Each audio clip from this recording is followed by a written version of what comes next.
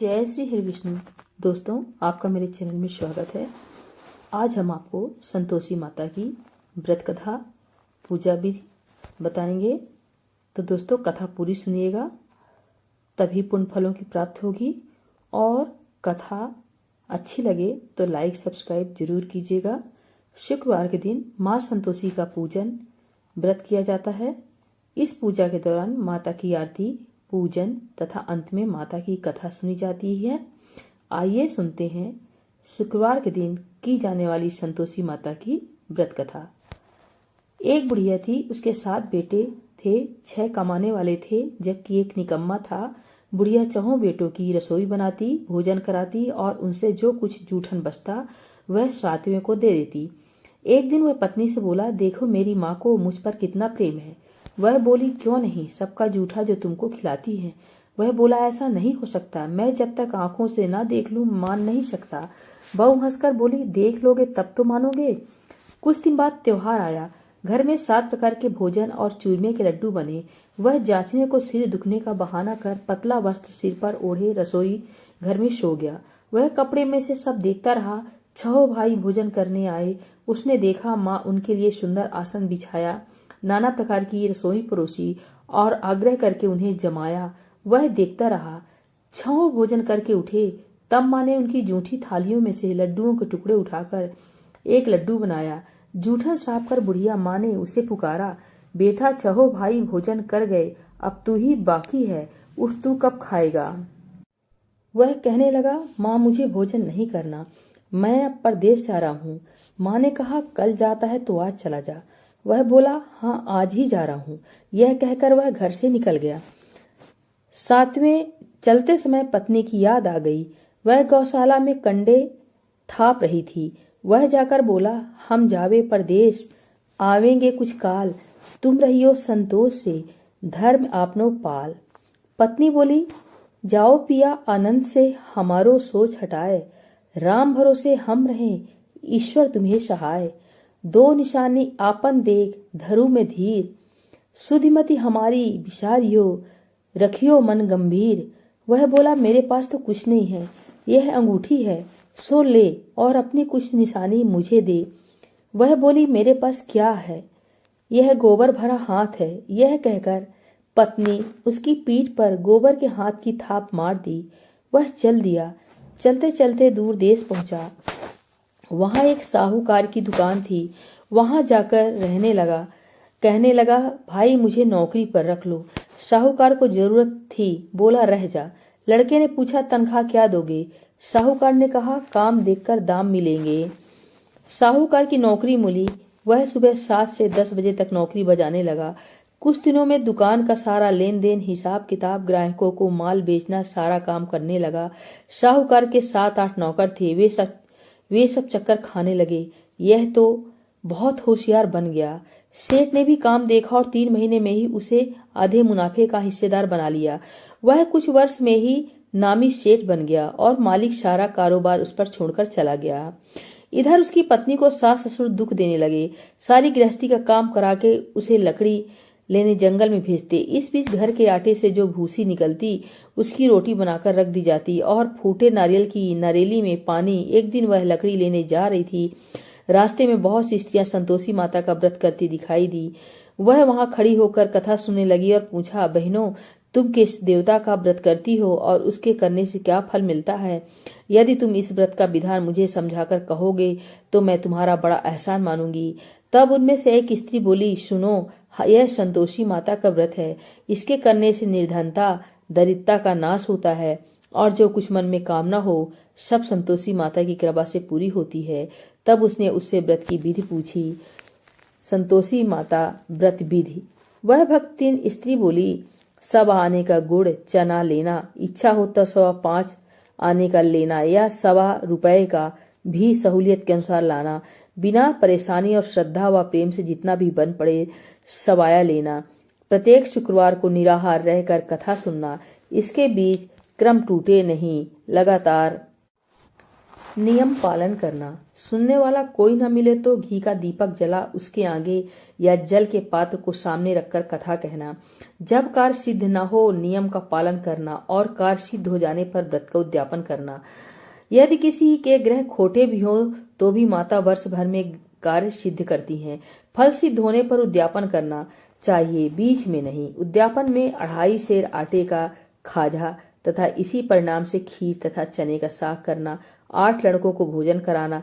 जहां तक मिले देवर जेठ भाई बंधु के हो, न मिले तो रिश्तेदारों और पास पड़ोसियों को बुलाना, उन्हें भोजन करा यथाशक्ति दक्षिणा दे माता का नियम पूरा करना। उस दिन घर में खटाई न खाना। यह सुन बुढ़िया के लड़के की बहू चल दी। रास्ते में लकड़ी के बोझ को बेच दिया और उन पैसों से गुड़ चना ले माता के व्रत की तैयारी कर आगे चली और सामने मंदिर देखकर पूछने लगी, यह मंदिर किसका है? सब कहने लगे संतोषी माता का मंदिर है। यह सुनकर माता के मंदिर में जाकर चरणों में लौटने लगी, दीन हो विनती करने लगी, माँ मैं निपट अज्ञानी हूँ, व्रत के कुछ भी नियम नहीं जानती, मैं दुखी हूँ। ये माता जगत जननी मेरा दुख दूर कर, मैं तेरी शरण में हूँ। माता को दया आई। एक शुक्रवार बीता कि दूसरे शुक्रवार को उसके पति का पत्र आया और तीसरे शुक्रवार को उसका भेजा हुआ पैसा आ पहुंचा। यह देख जेठ जिठानी मुंह सिकोड़ने लगे, लड़के ताने देने लगे, काकी के पास पत्र आने लगे, रुपया आने लगा। अब तो काकी की खातिर बढ़ेगी। बेचारी सरलता से कहती, भैया कागज आवे रुपया आवे हम सबके लिए अच्छा है। ऐसा कहकर आंखों में आंसू भरकर संतोषी माता के मंदिर में आ मातेश्री के चरणों में गिरकर रोने लगी। माँ मैंने तुमसे पैसा कम मांगा है, मुझे पैसे से क्या काम है, मुझे तो अपने सुहाग से काम है, मैं तो अपने स्वामी के दर्शन मांगती हूँ। तब माता ने प्रसन्न होकर कहा, जा बेटी तेरा स्वामी आएगा। यह सुनकर खुशी से बावली होकर घर में जा काम करने लगी। अब संतोषी माँ विचार करने लगी, इस भोली पुत्री को मैंने कह तो दिया कि तेरा पति आएगा, लेकिन कैसे? वह तो इसे स्वप्न में भी याद नहीं करता, उसे याद दिलाने की मुझे ही जाना पड़ेगा। इस तरह माता जी इस बुढ़िया के बेटे के पास जा स्वप्न में प्रकट हो कहने लगी, साहूकार के बेटे सो रहा है या जागता है? वह कहने लगा, माता सोता भी नहीं जागता भी नहीं, कहो क्या आज्ञा है? माँ कहने लगी, तेरे घर बार कुछ है कि नहीं? वह बोला, मेरे पास सब कुछ है, माँ बाप है, बहू है, क्या कमी है? माँ बोली, भोले पुत्र तेरी बहू घोर कष्ट उठा रही है, तेरे माँ बाप उसे परेशानी दे रहे हैं, वह तेरे लिए तरस रही है, तू उसकी सुध ले आ। वह बोला, हाँ माता जी यह तो मालूम है, परंतु जाऊं तो कैसे? परदेश की बात है, लेन देन का कोई हिसाब नहीं, कोई जाने का रास्ता नहीं आता, कैसे चला जाऊं? माँ कहने लगी, मेरी बात मान, सवेरे नहा धोकर संतोषी माता का नाम ले, घी का दीपक जला, दंडवत कर दुकान पर जा बैठ, जमा कर माल बिक जाएगा। सांझ होते होते धन का भारी ढेर, देखते देखते सारा लेन देन चुक जाएगा, जमा का माल बिक जाएगा, सांझ होते होते धन का भारी ढेर लग जाएगा। अब बूढ़े की बात मानकर वह नहा धोकर संतोषी माता को दंडवत घी का दीपक जला दुकान पर जा बैठा। थोड़ी देर में देने वाला रुपया लाने लगा, लेने वाले हिसाब लेने लगे। कोठे में भरे सामान के खरीदार नकद दाम दे सौदा करने लगे। शाम तक धन का भारी ढेर लग गया। मन में माता का नाम ले, चमत्कार देख प्रसन्न हो घर ले जाने के वास्ते गहना कपड़ा सामान खरीदने लगा। यहाँ काम से निपट तुरंत घर को रवाना हुआ। उधर उसकी पत्नी जंगल में लकड़ी लेने जाती है। लौटते वक्त माता जी के मंदिर में विश्राम करती। वह तो उसके प्रतिदिन रुकने का जो स्थान ठहरा। धूल उड़ती देख वह माता से पूछती है, हे माता यह धूल कैसे उड़ रही है? माता कहती है, हे पुत्री तेरा पति आ रहा है, अब तू ऐसा कर, लकड़ियों के 3 बोझ बना ले, एक नदी के किनारे रख और दूसरा मेरे मंदिर पर व तीसरा अपने सिर पर।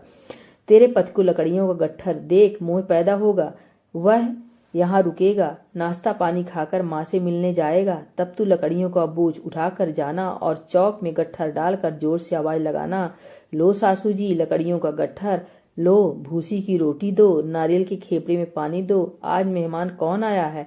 माता जी से बहुत अच्छा कहकर वह प्रसन्न मन से लकड़ियों के 3 गट्ठर बनाई, एक नदी के किनारे पर और एक माता जी के मंदिर पर रखा। इतने में मुसाफिर आ पहुंचा। सूखी लकड़ी देख उसकी इच्छा उत्पन्न हुई कि हम यहीं पर विश्राम करें और भोजन बनाकर खा पीकर गांव जाएं। इसी तरह रुककर भोजन बना विश्राम करके गांव को गया। सबने प्रेम से मिला। उसी समय सिर पर लकड़ी का गट्ठर ली वह उतावली सी आती है। लकड़ियों का भारी बोझ आंगन में डालकर जोर से 3 आवाज देती है, लो सासू जी लकड़ियों का गट्ठर लो, भूसी की रोटी दो, आज मेहमान कौन आया है? यह सुनकर उसकी सास बाहर आकर अपने दिए हुए कष्टों को भुलाने हेतु कहती है, बहू ऐसा क्यों कहती है? तेरा मालिक ही तो आया है, आ बैठ, मीठा भात खा, भोजन कर, कपड़े गहने पहन। उसकी आवाज सुनकर उसका पति बाहर आता है, अंगूठी देख व्याकुल हो जाता है। माँ से पूछता है, माँ यह कौन है? माँ बोली, बेटा यह तेरी बहू है। जब से तू गया है तब से सारे गांव में भटकती फिरती है, घर का काम काज कुछ करती नहीं, 4 पहर कर खा जाती है। यह बोला, ठीक है माँ, मैंने इसे भी देखा और तुम्हें भी। अब दूसरे घर की ताली दो, उसमें रहूंगा। माँ बोली, ठीक है, जैसी तेरी मर्जी। तब वह दूसरे मकान की तीसरी मंजिल का कमरा खोल सारा सामान जमाया। एक दिन में राजा के महल जैसा ठाट बाट बन गया। अब क्या था, बहुत सुख भोगने लगी। इतने में शुक्रवार आया। शुक्रवार के व्रत के उद्यापन में हुई भूल, किया खटाई का इस्तेमाल। उसने पति से कहा, मुझे संतोषी माता के व्रत का उद्यापन करना है। पति बोला, खुशी से कर लो। वह उद्यापन की तैयारी करने लगा। जिठानी के लड़कों को भोजन के लिए कहने गई। उन्होंने मंजूर किया, परंतु पीछे से जिठानी ने अपने बच्चों को सिखाया, देखो भोजन के समय खटाई मांगना जिसमें उसका उद्यापन पूरा न हो। लड़के जीमने आए, खीर खाना पेट भर खाया, परंतु बाद में खाते ही कहने लगे, हमें खटाई दो, खीर खाना हमको नहीं भाता, देखकर अरुचि होती है। वह कहने लगी, भाई खटाई किसी को नहीं दी जाएगी, यह संतोषी माता का प्रसाद है। लड़के उठ खड़े हुए, बोले, पैसा लाओ। भोली बहू कुछ जानती नहीं थी, उन्हें पैसे दे दिए। लड़के उसी समय हट करके इमली खटाई ले खाने लगे। यह देखकर बहू पर माताजी ने कोप किया। राजा के दूत उसके पति को पकड़ कर ले गए। जेठ जेठानी मान माने वचन कहने लगे, लूट लूट कर धन इकट्ठा कर लाया है, अब सब मालूम पड़ जाएगा जब जेल की मार खाएगा। बहू से सहन नहीं हुआ, रोती हुई माताजी के मंदिर गई। कहने लगी, हे माता, तुमने क्या किया? हंसाकर अब भक्तों को रुलाने लगी। माता बोली, बेटी तूने उद्यापन करके मेरा व्रत भंग किया है। वह कहने लगी, माता मैंने कुछ अपराध किया है? मैंने तो भूल से लड़कों को पैसे दे दिए थे, मुझे क्षमा करो, मैं फिर तुम्हारा उद्यापन करूंगी। माँ बोली, अब भूल मत करना। वह कहती, अब भूल नहीं होगी, अब बतलाओ वे कैसे आवेंगे? माँ बोली, जा पुत्री, तेरा पति तुझे रास्ते में आता मिलेगा। वह निकली, राह में पति आता मिला। वह पूछी, कहाँ गए थे? वह कहने लगा, इतना धन जो कमाया है उसका टैक्स राजा ने मांगा था, वह भरने गया था। वह प्रसन्न हो बोली, भला हुआ, अब घर को चलो। कुछ दिन बाद फिर शुक्रवार आया। वह बोली, मुझे फिर माता को उद्यापन करना है। पति ने कहा, करो। बहू फिर जेठ के लड़कों को भोजन को कहने गई। जेठानी ने 1-2 बातें सुनाई और सब लड़कों को सिखाने लगी, तुम सब लोग पहले ही खटाई मांगना। लड़के भोजन से पहले कहने लगे, हमें खीर नहीं खाना, हमारा जी बिगड़ता है, कुछ खटाई खाने को दो। वह बोली, खटाई किसी को नहीं मिलेगी, आना हो तो आओ। वह ब्राह्मण के लड़के लाकर भोजन कराने लगी। यथाशक्ति दक्षिणा की जगह एक एक फल उन्हें दिया। संतोषी माता प्रसन्न हुई। माता की कृपा होते ही 9वें मास में उसके चंद्रमा के समान सुंदर पुत्र प्राप्त हुआ। पुत्र को पाकर प्रतिदिन माता जी के मंदिर को जाने लगी। माँ ने सोचा, है रोज आती है, आज क्यों न इसके घर चलूं।